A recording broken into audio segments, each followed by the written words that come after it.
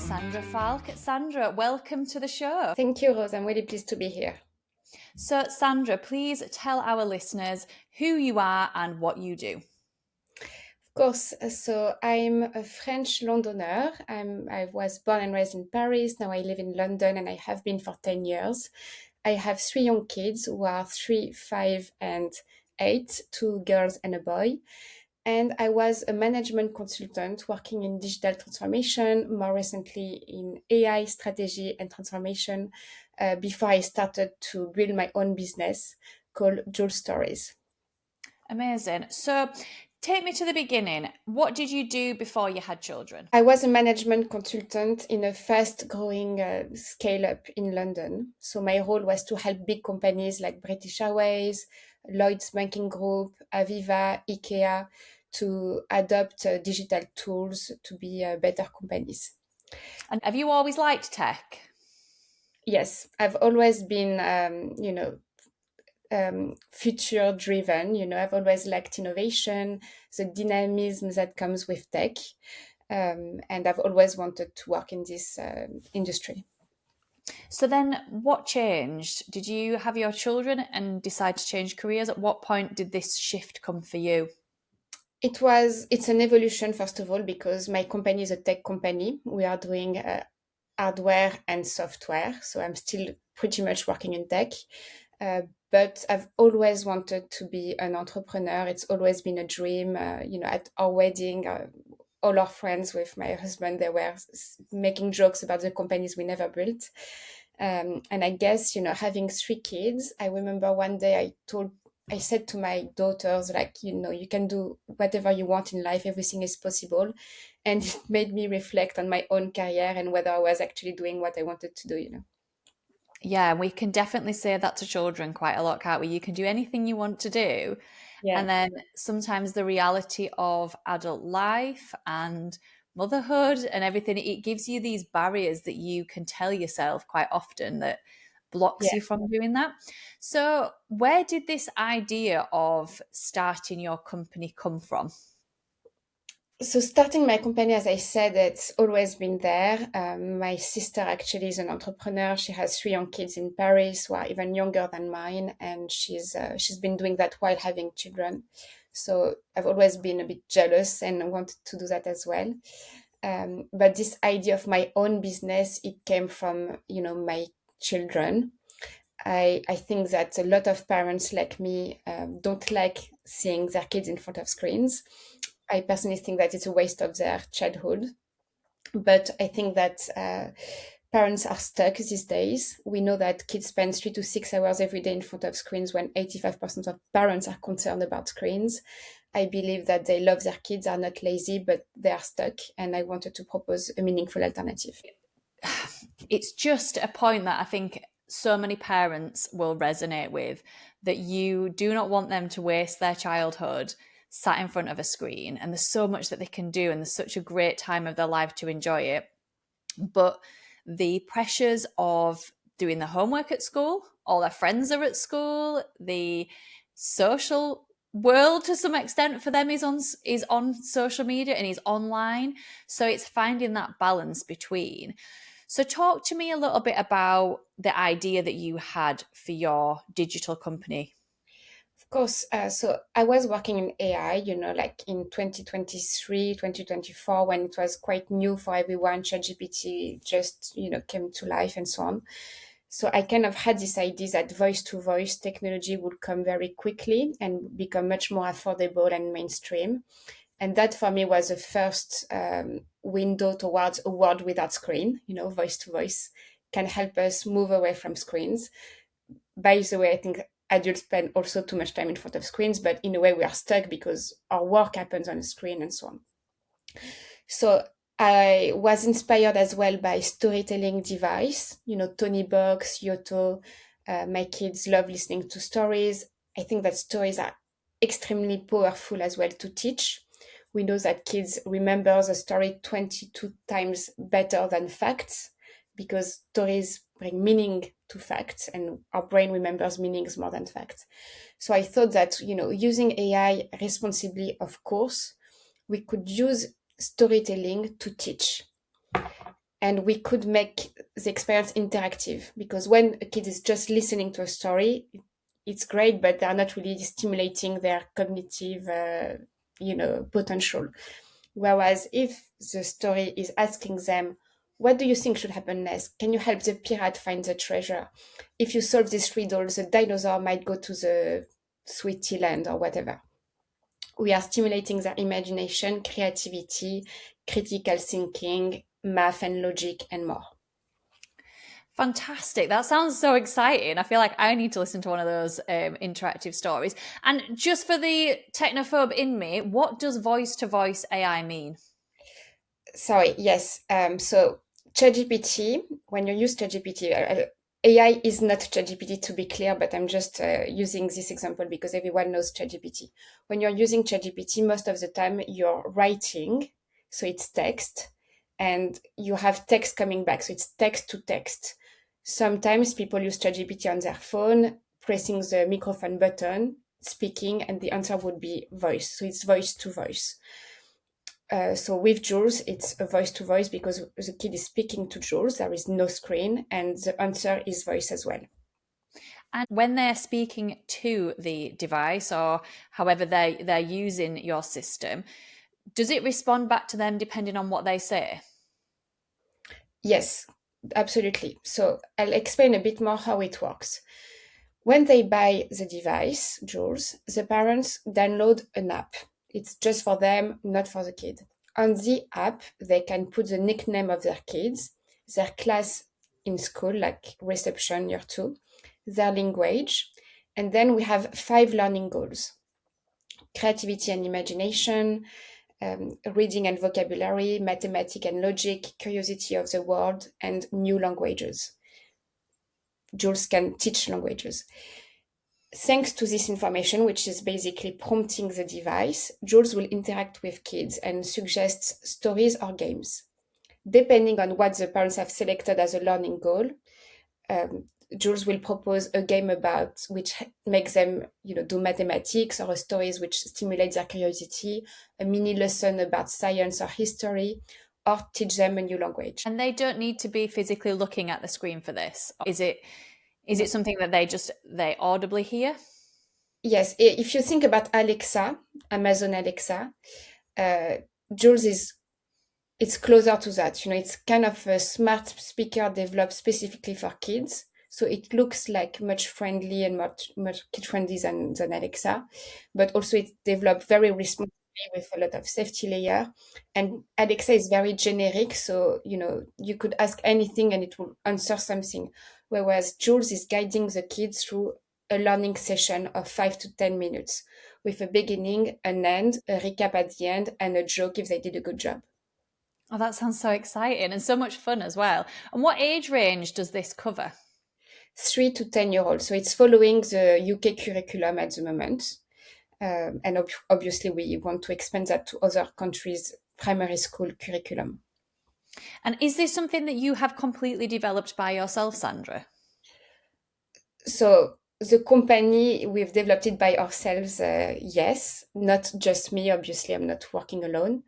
But yeah, I mean, I'm quite proud of the fact that it's something completely new, inspired by other things, but completely new that doesn't exist. And with Jules, our mission is, not only to replace screen time, but to make education more playful and accessible to all after school, and to create a movement for responsible use of AI for kids. And how have you, as a woman who's, the forefront of this business, the face of this business, how have you found pushing this technology forward? What response have you got? Um, so it's been a lot of different things, like fundraising as a woman has been one thing, being an entrepreneur as a woman has been one thing. But I guess where I'm lucky with Jules is that being a mom and having kids is at the center of what we do, and it's almost an unfair advantage. Whereas most of the kids, it's a disadvantage, right? Most of the time, it's a disadvantage. Sorry, what was the disadvantage? To be a woman, in tech and so on, like most of the time, it's described as being a disadvantage. For Jules, I would say it plays in my favor because we are building it as a company. I kind of really know what kids like or don't, and I have a lot of feedback around me from other families. Yeah, so you using your position as a mother to really get that feedback and to be at you're your ideal client really in fairness. You're the person that you want to sell it to. Yes, I am, and obviously, I'm not trying. I'm trying to make it more universal than just for me. But yesterday, parent evening at my kids' school, I spoke to the teacher. I had Jules with me. She asked questions, and now she wants to give me feedback. It's much easier for me, I guess, than for the average entrepreneur. And how have you found it as a mum to balance creating this? How long has it taken you and how have you managed that while having three young children? So I've started 18 months ago. My kids were 2, 4, and 6. Obviously, it was very, very stressful at the time because I let go like a big salary in tech. We made a lot of family sacrifice and so on. But it's been really satisfying because, as I said, my kids helped us choose the logos, the designs, the costumes of Jules. They have lots of ideas, so they really understand what I'm doing on a day-to-day basis. And sometimes I have to work in during the weekend or something, but I can explain to them like I'm selecting the packaging, like so compared to what I was doing before, it's something that is much easier to do as a family, I guess. Yeah, and is it something that I mean, when you're talking, your face is lighting up talking about it. So it's something that you feel really passionate about and that they Yes. get to see their mum doing that as well. Yes, and they are very proud as well, which is really cute. They are proud to like they obviously they don't know all the jobs that exist in the world, but they keep saying your job is the coolest in the world, which makes me laugh. Um, and yeah, I'm proud of what we are doing, I guess.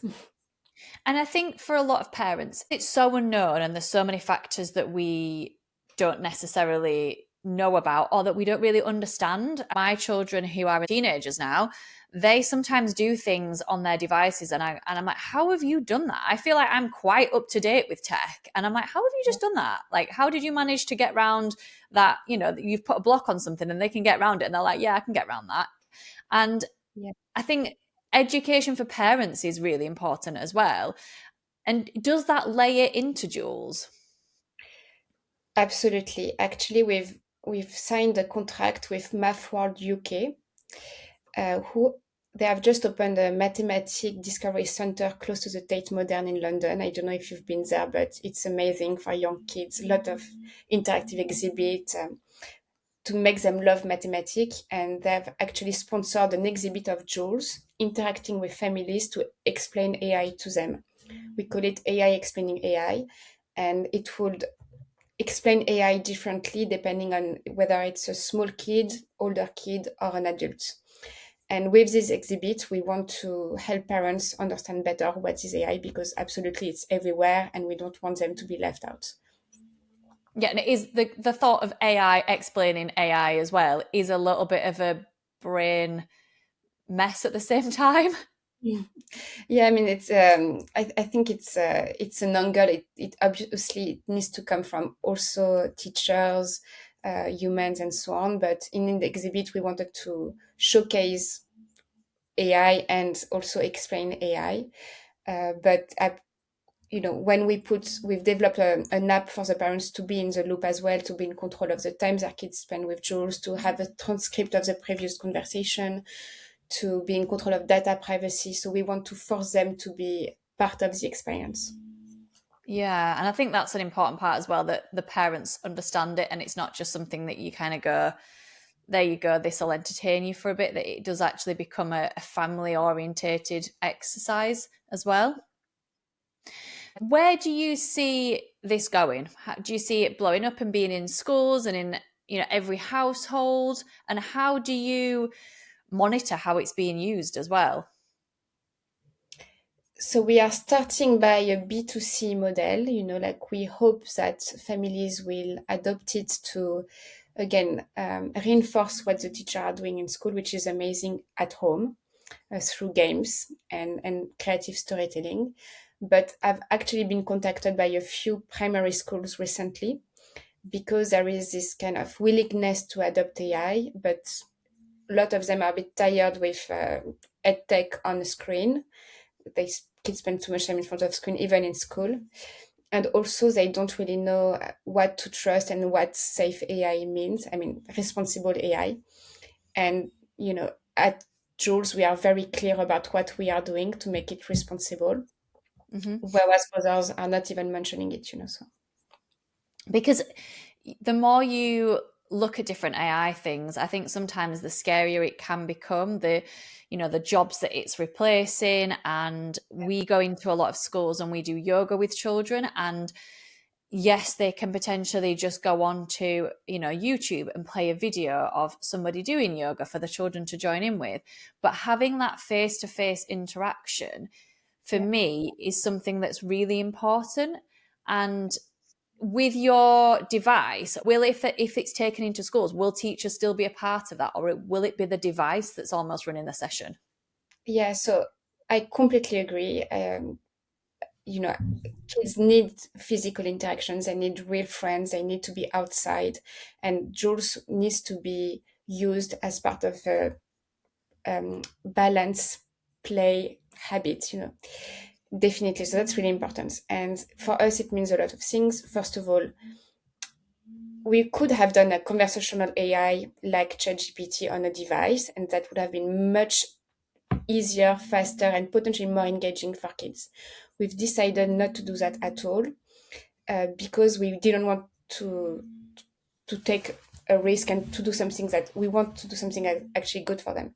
So that's why we are designing learning sessions which have aligned to a learning goal with a beginning and end, which are really structured, and we give it a lot of context, going to retrieve the school curriculum information and so on. So it's absolutely not like conversational AI that replace a human-like interaction. It's very different. Also, if the kids bonds with Jules, like, are you my friends? I love you. We've seen kids interacting like that with other type of AI chatbot or toys. Jules will say, oh, that's way kind of you, but I'm not your friend. I'm a device, I'm a machine, but you have friends around you, human friends and parents who love you. Shall we go back to our mathematic game or whatever? So it's always redirecting to this interaction. And also with Jules, we want to promote group play. So it doesn't have to be a one-to-one interaction. It can be a group playing with Jules. And how this might again be my not understanding technology, not being in the tech world, but how, when you're building this, if a child gives you a certain response, is the program programmed with responses that you've put in, or is it just an automatic thing that it could pull out anything? How do you make sure that it doesn't pull out, for example, if a child said something, it doesn't say anything that's inappropriate, or where does it get all these responses from? Thank you for asking the question because it's an important one. So first of all, we have designed a system prompt, which is a very large document that instructs Jules in what to say, what not to say, and so on. So that's where we say, for instance, you're not a friend. You're very clear to the child about what you are. You're not asking or keeping personal information. You're not speaking about real person. You're not using stories that belongs to other creators. Like, a lot of ethical guardrails are part of this prompt. In this prompt, we also explain, the structure of the learning session, and we are very prescriptive. On top of that, we've created an AI evaluation pipeline, which in simple term is a kind of safety layer. And this would filter input and output, which means it filters what the kid is saying and what Jules is answering. And it's filtered across 61 categories of risk and what we call attack vector, which are ways that hackers can use to break Jules. So we've created this AI evaluation pipeline. We are also restricting the learning session to 3 to 5 minutes because the longer a session might be, the longer it has a risk of hallucinating. On top of all of that, we are also paying for a third-party safety layer, which does exactly the same thing as ours, maybe even better. And that's basically a way for us to sleep at night, and make sure that Yeah. it's responsible. But it's so everything that the child says, it's not like an option between, because in my head, I imagine it's like a child would say something and then you've pre programmed like 50 options and it picks the correct option. It doesn't work like that. Is it that it then searches and finds the response that it feels most appropriate within the parameters that you've set for it? So it's trained on a large language model, which is, thousands of billions of data. So the child can say much more than 50 options, and Jules will be able to say whether it's part of the categories of risks, or if it needs to redirect to an adult. So in some instance, for instance, a child can say, "Oh, um, what is the best religion, or does God exist?" Or for these categories, Jules would say, "Oh, you should speak to an adult about it." Okay. This does make my head hurt a little bit, Sandra. So this obviously works really well in your brain. And I think it's something that this is what we've got experts for, because it is so in depth, isn't it? It's such a huge category and it feels almost infinite at the moment. Yeah, no, I agree. I agree that it's new and it's a lot of things to digest, and that's why I'm pleased to be invited to this type of podcast, because it needs to be explained, and we are trying to be as transparent as we can.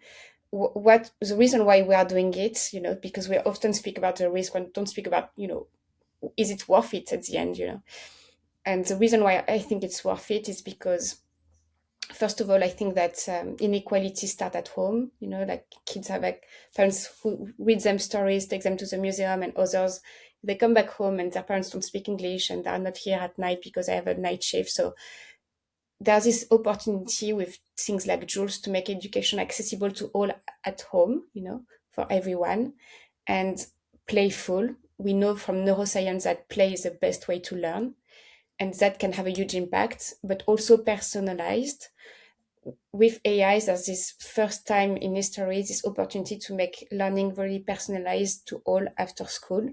Mm-hmm. And for all of this reason, I think it's worth exploring something, but it has to be done responsibly. Yeah, and I think the interesting part on that is that you touched on that equality starts at home. And if you said, for example, there were the parents that didn't read to the children and, maybe they did have to work on an evening. Do you feel like them having this type of tech is, I mean, it's never going to be a replacement for that, but do you think it's a stepping stone in them having that same experience? It will never be like a parent, because it doesn't give love, it doesn't see the kid, so it doesn't can read like in the behavior, the body language. It cannot react to it. It will not react to what the kid is saying about, "I had a fight with my best friend at home, I don't like my teacher." Like Jules is wired not to reply to this type of things. So it will say something like, "Oh, it sounds like something you need to speak to your parents about," but it will not replace the parent in this type of context. So it will not replace a parent, never.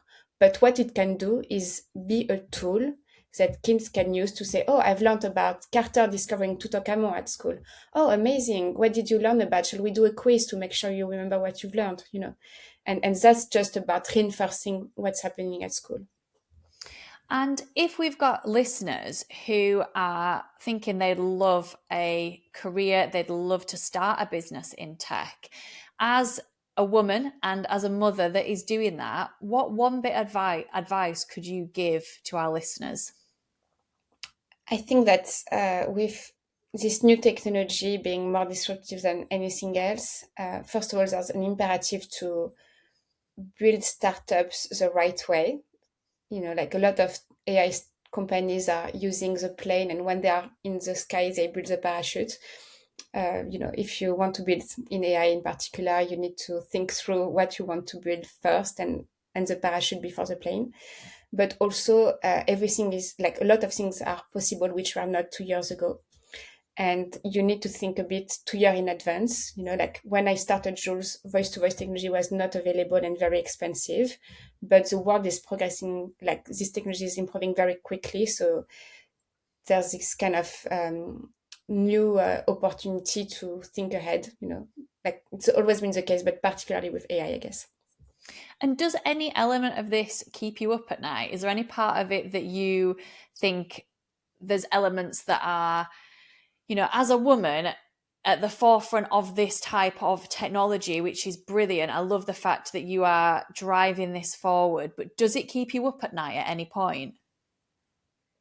It has for a long time. I was not sleeping literally because I think it was quite bold to start it. Not only the entrepreneurship risk, having young kids and so on, but developing AI for kids was a bit crazy. And I was very aware of that. And I thought it's crazy, but in the same time, if I don't do it, others will do it. And will it be better? And I knew it wouldn't. And I also knew that I could afford to drop it if I was not happy with the product. So yeah, and this kind of safety thing, honestly, it's been really, really hard because our safety layers have impacted the latency. So at some point we had a product, like the kids had to wait 30 minutes, 30 seconds before having an answer, which was impossible to sell. It had an impact on the cost. So something, suddenly we had a product we couldn't sell because it was too expensive. And it also had an impact on the user experience, the voices we could use. So it was very boring. So we had to do a lot of work to make it work between these different things. And then we've done a massive amount of tests. We've used AI to generate tests, but also a lot of users around us. We are currently actually recruiting testers in addition to friends and families, people in our network. Soon we are going to start a challenge for students, and the first one who can break Jules will win like £500 to have even more human testers. And we'll not launch before we are happy with it. But for now, I can say that 100% of the tests we've done are safe. Yeah, because I can imagine I think as women anyway, we are a lot more not risk averse, but we are a lot more aware of the things that can potentially go wrong. And I think we think through so many different scenarios as women that we go, well, this could happen, or this could happen, or what could this happen? So I think striving technology forward is a really bold and brave thing to do, and especially putting yourself out there. And I love that fact that you said that, someone else is going to do it, but they're not going to do it as good as you. Yeah, I think that, I'm old enough now to be a bit experienced, so I'm not a 25-year-old in a garage and so on, but I've worked in tech all my career. I've spoken a lot about AI ethics, safety, and so on. So, and my husband works for a company that sells AI chatbot to hospital, so I have a good idea of what safe AI is. And that's what I want for Jules. And I'm driven by the fact that it will make an impact for families, and I want my kids to be proud of it. So I just know that if there is a problem in terms of safety, it's the end of all of that. So, I'm quite keen to make it work. Well, Sandra, thank you so much for speaking to us today. I think you are so inspiring, and I love this concept that you've got. I really hope that it takes off. Now, please, would you tell our listeners, if they want to learn about you, learn about your product, where can they find you? Thank you so much, Rose. So you can find us on Instagram. We are Jules Stories. You'll see a lot of behind the scene, building with the families, the kids. I'm not showing my kids on Instagram, but I'm trying to show what it is like. Right now, I'm in my kids' bedroom, for instance, like what it is to build like that. And then on LinkedIn, Sandra Falque, I'm sharing a lot of insight about how to fundraise for the first time, how to convince investor, or to take decision between marketing versus build, for instance, that type of things. And otherwise, you can find Jules Stories on our website. We are going to upgrade our website very shortly, but yeah, please visit and have a look. And if you have any feedback, let me know. Perfect. Thank you so much. We will pop all the links in the show notes so you can go follow Sandra and see what she's been up to. Thank you so much for joining me today. Thank you, Rose. You've just listened to I'm Fine But. If you're unsure about business or what really matters to you right now, why not take our free core values course? It's linked in the show notes, and it's a brilliant place to begin. Don't forget to subscribe so you never miss an episode, and you can follow us online at all your favourite social media platforms at Baby Beats UK. Until next time, I'm Rose, and I'm fine. But, honestly, We're all just figuring it out.